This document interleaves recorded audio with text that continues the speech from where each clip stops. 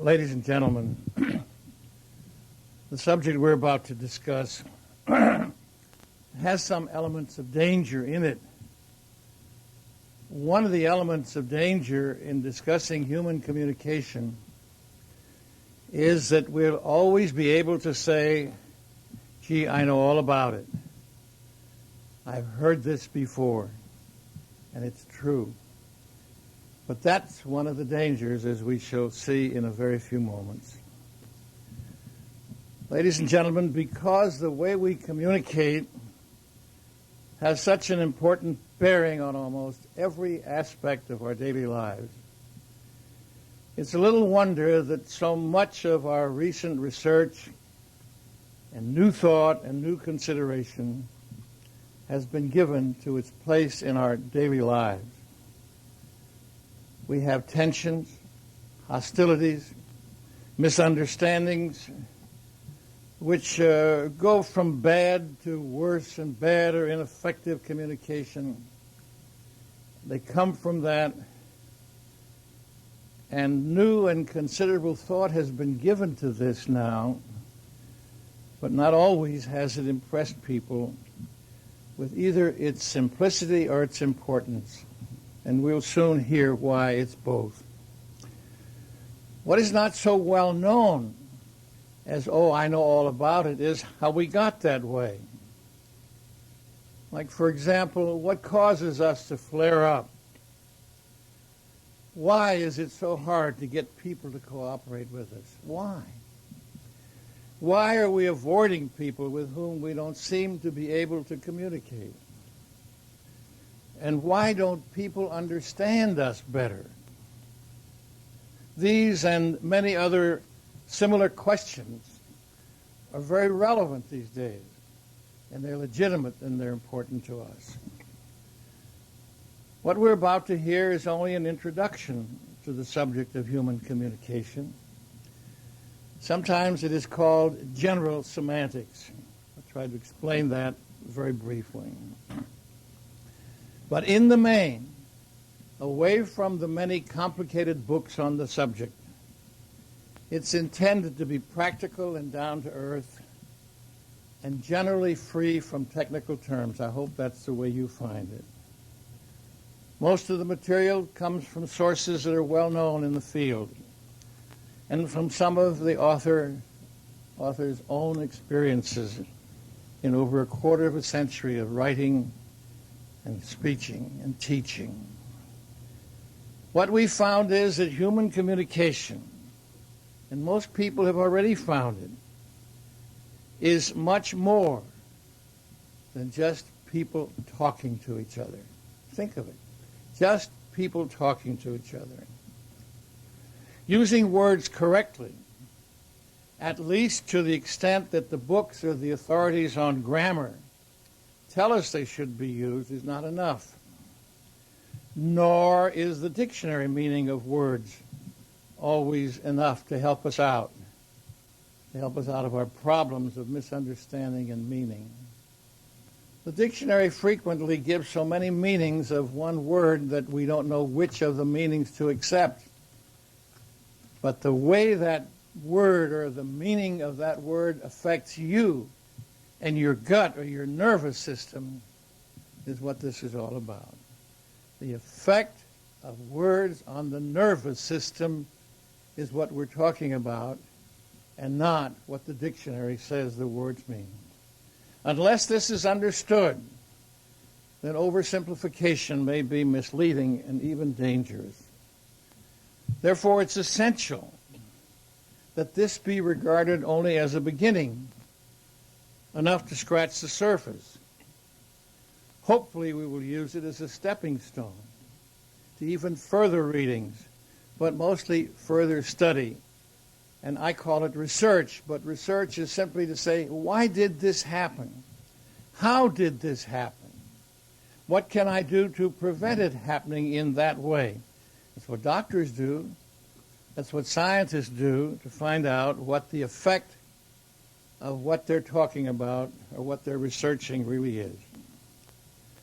Therefore, and that's the reason that we regard this only as a beginning, Hopefully, as I said, we'll use it as a stepping stone to further reading, study, and research, and to explore further in depth as much of the subject as holds our interest. Every one of us knows, those of you who have children, those of you who have friends in any respect whatsoever, frequently go away saying, I wonder why he or she is so upset.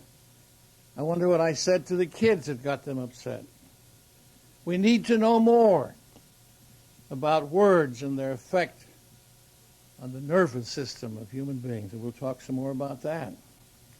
We need to know that there are systems in human communication. We have learned through the development of the computer that there's a system in human communication. The words we use, and frequently are, the most important tools we have.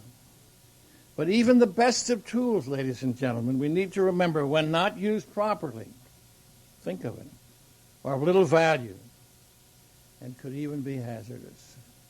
You can have a platinum monkey wrench if you want to, or a screwdriver, or anything, or a hammer.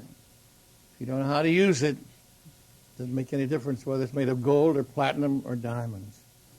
We need to study not only words and meaning, but also the response to our words and our meaning, and the use of clusters of words which cause people to say certain things about what it is we said. Actions and reactions to words, get this, are important as all hell. And they're certainly very important to two-way communication. Take a very simple example. We can call a black man boy and not mean anything out of the ordinary, or at least we think we don't. But it's the reaction of blacks, or African Americans, or whatever you want to call them, to such words that lead us to all sorts of reactions.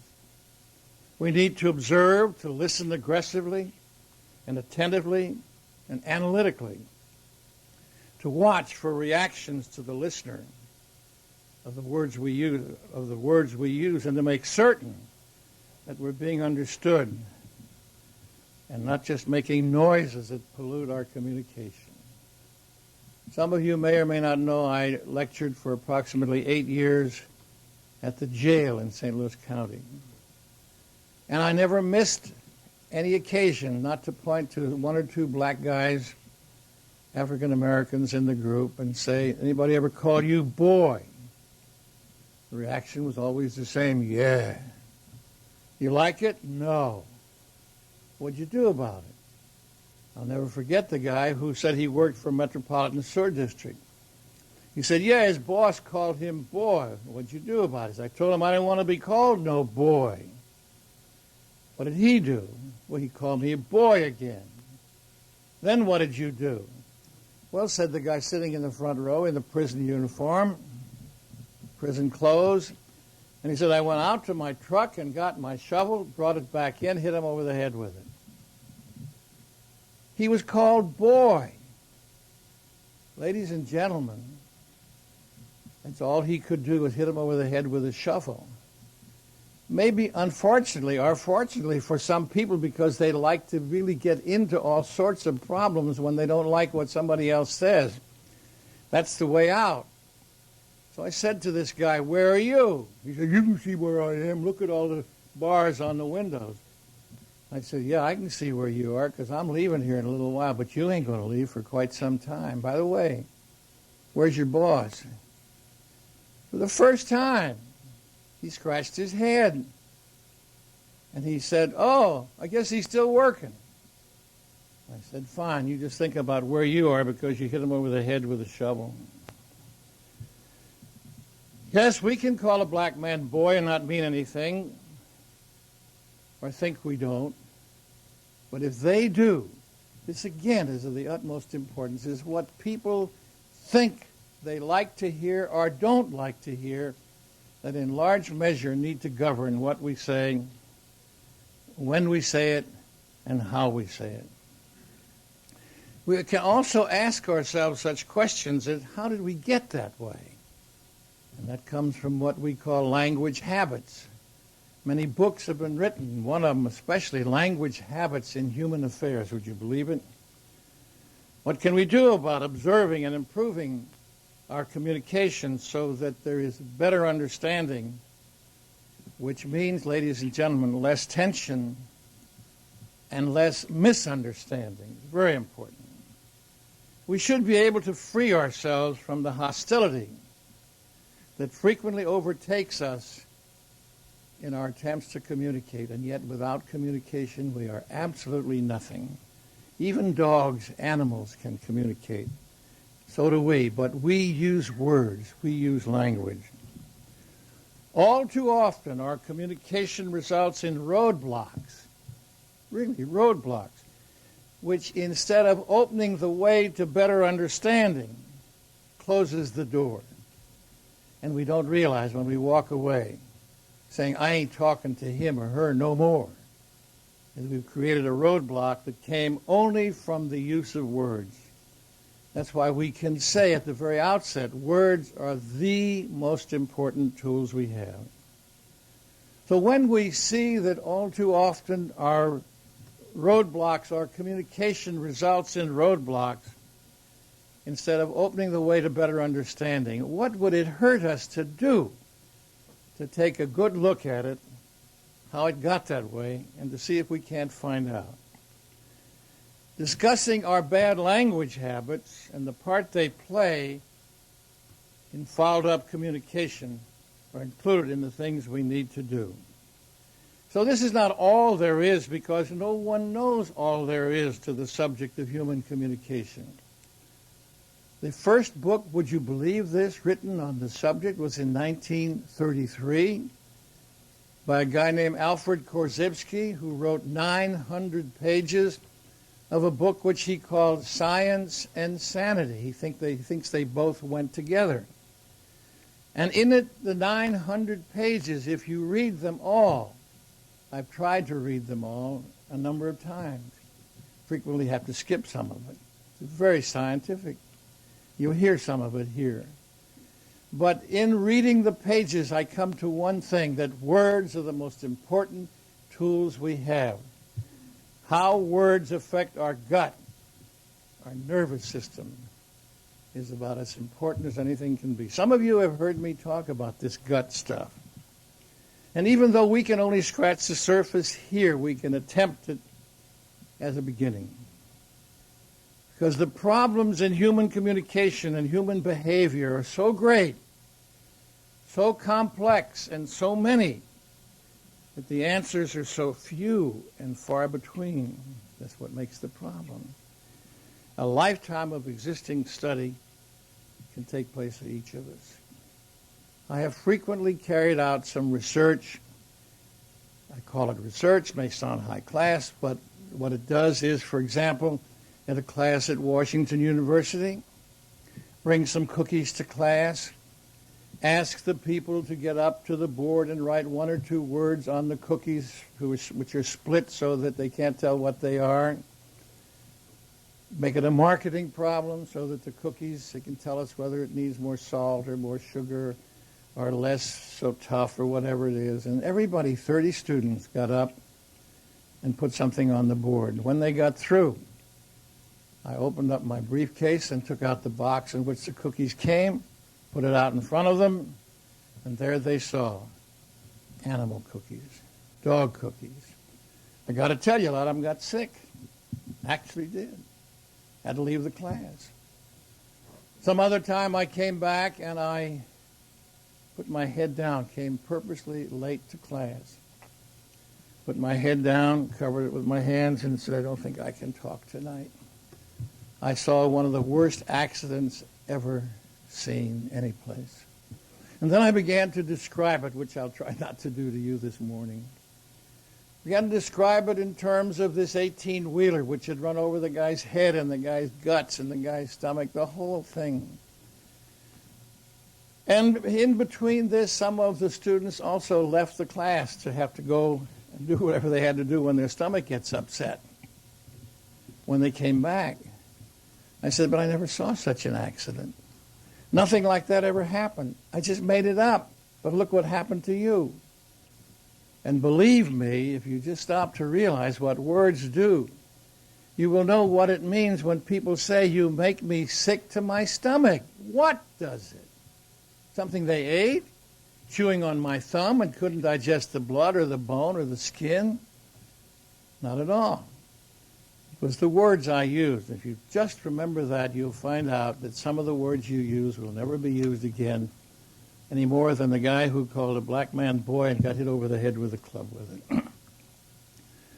The problems of human communication and human behavior are so great and so complex and so many, and the answers so few and far between, a lifetime of study can take place, as I've said. So one of the basic requirements here today is to try to figure out some of the things that create the problems. So what's it all about? Making a beginning. So first I want to start off by saying this ain't no subject of how to be a nice guy. Not what we're talking about at all. It has nothing to do with converting anyone into a do-gooder. There are frequently people who think that's what communication, good communication, is all about. It's not a discussion even on how to make friends and influence people, as important as that is. It's important because the words we use are important because we live our entire lives in a world of words. I said at the beginning there's a great danger in this subject, and that is that we don't realize. It's a world of words around us. It makes us think sometimes. It's so simple there's no need to study their effect on us or our nervous system. And yet, when you look around, you'll see people are destroyed physically and mentally by words every day. People who could have avoided many of their problems if they'd understood more about what words do to them. We just have a situation in St. Louis where a public figure began to answer all of the allegations filed or reputed to be filed by the United States Attorney. Simply answered it by denouncing the United States Attorney, calling him and his staff more names than you can shake a stick at, from Ku Klux Klansmen on up and down. The net result, I wrote a column about this one time, talking to this guy directly through the column. Please, if you got any sense at all, you stop using that language, because it would cause the people who are investigating you to research everything there is about you to make sure that they get the right answers to you and what it is you're calling them, and to do it because of what you're calling them. It ended up with some 20 or more indictments. Finally settled it with 2 cases. Did it have to go that far if the guy had immediately used the right kind of words to say, look, let's take a second look at this and find out whether or not it's really as bad as you say it is? It didn't happen that way. What really happened is that the guy is what we call, in the simplest kind of language, a dead duck politically. How? Because of what he did? Yes, partially. But what he said that created the problems of investigating what he did. It's necessary to understand this. Yes, people are destroyed physically and mentally by words every day. People who could have avoided many of their problems if they'd understood what words do to them. Ladies and gentlemen, all around us every day we see clear evidence of the imprisoned mind. Mind in prison. What's a prisoned mind? An imprisoned mind? A closed mind. Believe it or not, we see that around us all the time. And that's what creates many of the roadblocks in human communication, the closed mind. What is that? Well, that's the kind of mind which accepts opinion for fact. Is an opinion the same as a fact? No.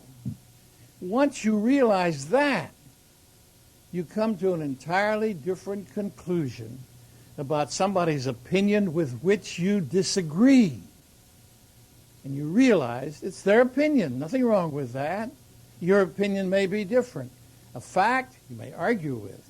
An opinion, arguing with an opinion, is not the same as a football game or a baseball game or a boxing match. You don't have to win. In fact, you can't win because there are almost as many opinions about different things as there are different people. But this is the kind of mind which accepts opinion for fact that creates many of the problems in our daily lives. It's the type of mind which does what? Confuses the word for the thing. Get it? The word for the thing.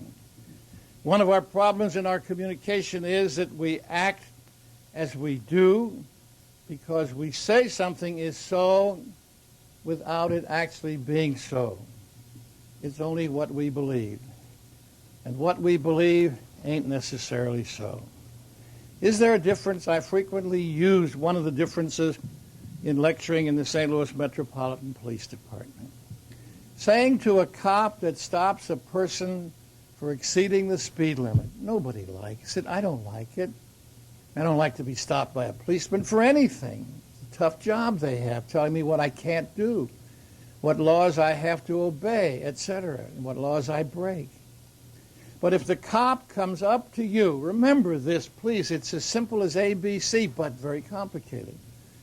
And he says, as many do, I rode with many over a period of years and found this to be true. They didn't like it when I repeated it, but it's true. They didn't realize what it meant. Hey, mister, where do you think you're going? To a fire or something? If you knew how frequently a police officer says that to a guy who goes through a yellow light or a red light or a traffic violation of the speed limit, where do you think you're going? To a fire or something? So I said to the cops, gentlemen, there's a guy named Alfred Korzybski. He wrote a book in 1933. Forget it. He don't play second base for the Boston Red Sox. But he said one of the important things we need to do is talk about, get this, talk about the thing, talk about the event, talk about what happened, and not your opinion of what somebody did or that person. Because when you do, and you get into name-calling, which is one of the big problems, you create a problem. So sure enough, one cop said, I don't know what the hell you're talking about. And I said, you don't have to. Just listen again. Talk about the thing. Talk about the event. He said, what does that mean? I said, fine. You stopped me for going 60 miles an hour in a traffic violation, as a traffic violation in a 30-mile limited zone. What do? You say, sir, you've been going 60 miles an hour in a 30-mile zone. Then if you want to educate the guy, you'd say you might have killed somebody. Or in a school district. Very simple. He was going 60 miles an hour. Tell him in a 30-mile zone. If your child makes a bad grade in spelling, you have to call him names. You ignorant fool. You made an embarrassment out of the whole family. I'm ashamed to tell your father. I'm ashamed to tell your grandmother, your grandfather. No, Johnny, I see you failed in spelling. Is that too tough? Yeah, it's tough. I see you failed in spelling. You know what the kid will say? Yeah, Mom, I sure did. Ladies and gentlemen, the way is open to continue the conversation. That's what we need to do. That's what we need to know in the field of human communication. The way is open. So you can say anything that fits. Like, for example, son, can I tell you a big secret? A lot of kids like secrets. Tell them a big secret. What's the secret? Son, when I was your age, I had an awful time with spelling, too. By the way, I still do. Thank goodness the computer has a speller on it that can catch all the misspelled words. Or that I have a wonderful secretary for close to 30 years who also catches all the misspelled words. Oh, you too, Mom? Yeah, well, you see, they're both ignorant. That's always a good way to be with people. Don't try to exceed their mentality. If you're a doctor of philosophy, ladies and gentlemen, it doesn't do you one bit of good to get up and say, I'm a PhD, and what I say is different than what you think. You're not going to make any friends doing that. And a lot of people are going to say, I don't care anything about your PhD. Let's just talk some sense here. We don't know everything. We only act like we know everything sometimes. And that's when the problems come in. Unlike the books on sex, we can't explore everything there is to know. Some of these guys try to do it on television. You ever listen to them? Especially after midnight. We need to know some facts about human communication, even if we're not afraid to act, to ask. Very important. However, when we realize we can improve our relationship with people by applying the principles of good human communication, as simple as they are, study them for a few moments before applying them all the time, you'll find a big difference in your relationship with people. And how we improve our relationship with people has a lot to do with where we're going and how we're going to get there. There are all too many people. You know them, you've seen them, you've had some contact with them, wherein you say, I don't care how much you know, I don't like you. What don't you like about them? The way they look? Not very often. Because they didn't have anything to do the way they looked any more than you did. It's what they said and how they said it. Now, the problem is not necessarily talking too much.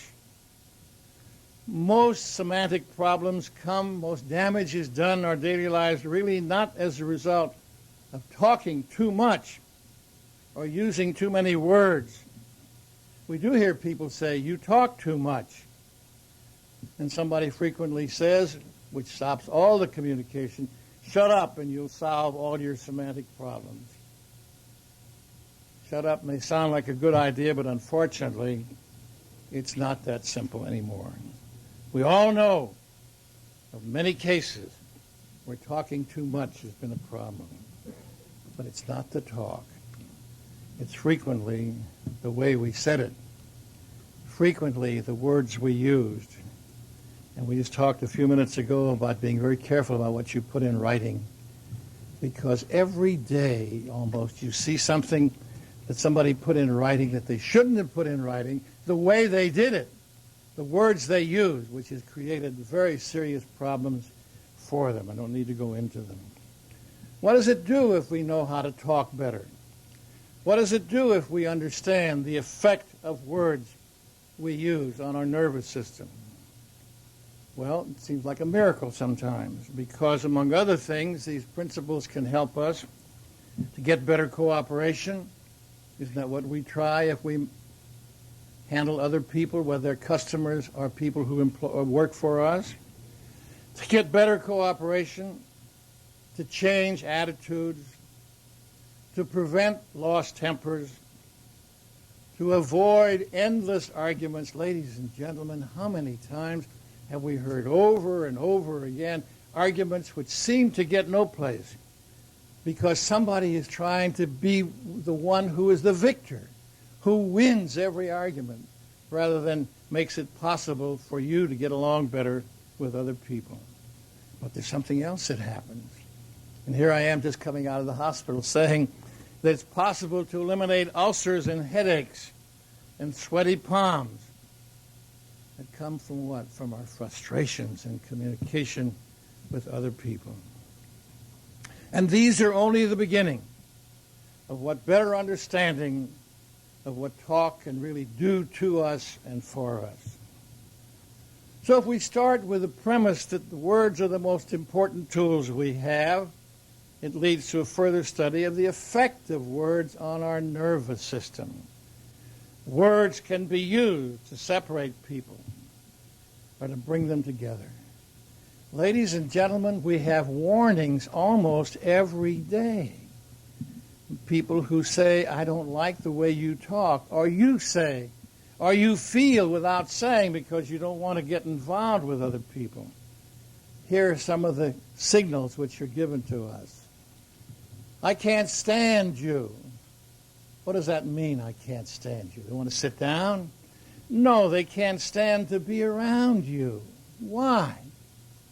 Because of the words you use. Look how it gets back to that. You make me sick to my stomach. We mentioned that a few moments ago. What does that mean? Food you eat? Not at all when people use it. You make me sick to my stomach. You don't chew on them. You don't like the words they use, and that makes you sick to your stomach. He hates my guts. What in heaven's name do we mean by that? They don't do anything to your guts. The words do. That's what's important. That's what needs understanding. He or she is a pain in the neck. Does that mean you twisted their neck? No, the words you use. Think of it. It's the words you use that cause him to say, you give me a pain in the neck. The words you used. You ruined my whole day.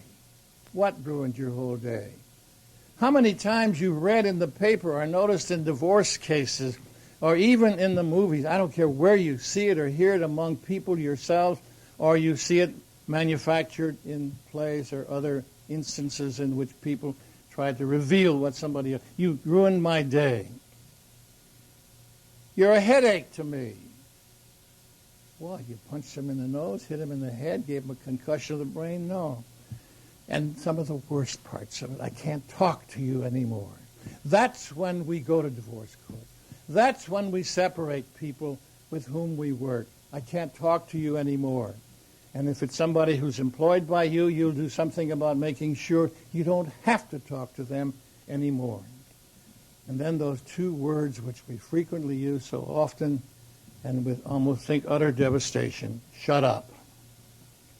Yes, words can cause feelings and attitudes to be exposed in these sometimes explosive ways. And that's what we need to know in the study or the subject of human communication. All of these expressions add up to the same thing. Fouled up communication. What in heaven's name is fouled up communication? Like fouled up air, believe it or not. Fouled up communication makes our words just become a lot of noise. When you say you make me sick to my stomach, you're talking about the noise they make. More and more we're learning from ecologists how disturbing noise is to us and how disturbing it is to other people. In what way is it disturbing?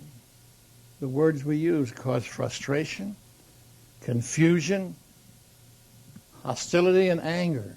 That's what words do when they are misused or misunderstood. Fouled up communication does many strange things to us in our communication, just as it does in fouled up air. When communication is fouled up, frequently people stop talking to each other. If they're fortunate enough to know when to stop talking before the blows take place, or somebody gets shot, or somebody gets hurt.